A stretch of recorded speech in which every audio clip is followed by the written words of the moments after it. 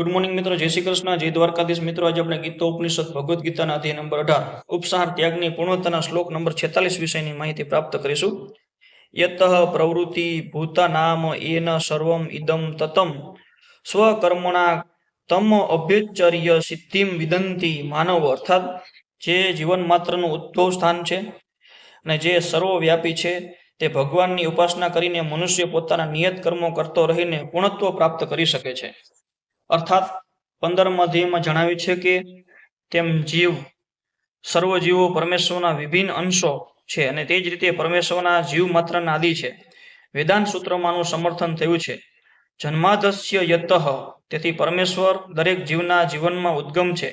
ભગવદ્ ગીતાના 7મા અધ્યાયમાં કહ્યું છે કે તેમ પરમેશ્વર પોતાની પરા તથા અપરા બે શક્તિઓથી સર્વવ્યાપી છે, માટે મનુષ્યએ ભગવાનની પૂજા તેમની શક્તિઓ સહિત કરવી જોઈએ। સામાન્ય રીતે વૈષ્ણવો પરમેશ્વરની પૂજા તેમની અંતરશક્તિ સહિત કરે છે। તેમની બહિરંગ શક્તિ તેમની અંતરંગ શક્તિનું વિકૃત પ્રતિબિંબ છે। બહિરંગ શક્તિ એ પૃષ્ઠભૂમિ છે, પરંતુ પરમેશ્વર તેમના પૂર્ણ અંશનો વિસ્તાર કરીને પરમાત્મા રૂપે સર્વત્ર સ્થિત છે। તેઓ સર્વત્ર સર્વદેવોના, મનુષ્યો તથા પ્રાણીઓના પરમાત્મા છે। માટે મનુષ્યએ જાણી લેવું જોઈએ કે પરમેશ્વરનો ભિન્ન અંશ હોવાને કારણે તેનું કર્તવ્ય છે કે પરમેશ્વરની સેવા કરે। દરેક મનુષ્યએ કૃષ્ણ ભાવના મૃતમાં રહીને ભગવાનની ભક્તિ કરવી જોઈએ। આ શ્લોકમાં આની જ ભલામણ થઈ છે।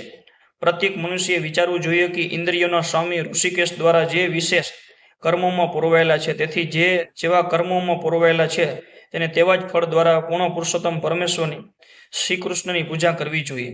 જો તે આ રીતે કૃષ્ણ ભાવના પ્રાણે તેને સતત વિચાર કરે તો ભગવાન કૃપાથી તેને પૂર્ણ જ્ઞાન પ્રાપ્ત કરે છે। આ જ જીવનની સિદ્ધિ છે। ભગવાને ભગવદ્ ગીતાના 12મા અધ્યાયના 7મા શ્લોકમાં કહ્યું છે તેષામ અહમ સમૃદ્ધતા, પરમેશ્વર પોતે જ આવા ભક્તોનો ઉદ્ધાર કરે છે। આ જ જીવનની સર્વોચ્ચ સિદ્ધિ છે। કોઈ મનુષ્ય ભલે ગમે તે વ્યવસાયમાં પુરવાયેલો હોય, પણ જો પરમેશ્વરની સેવા કરે તેને સર્વોચ્ચ સિદ્ધિ પ્રાપ્ત થાય છે। મિત્ર, આ શ્લોક આપણે પૂર્ણ કરીએ છીએ। નવો શ્લોકના નવા વિડીયો માટે આ ચેનલ લાઇક અને સબસ્ક્રાઈબ કરજો, જેથી કરીને તમને નવા શ્લોકની નવી માહિતી મળી શકે। જય શ્રી કૃષ્ણ, જય દ્વારકાધીશ।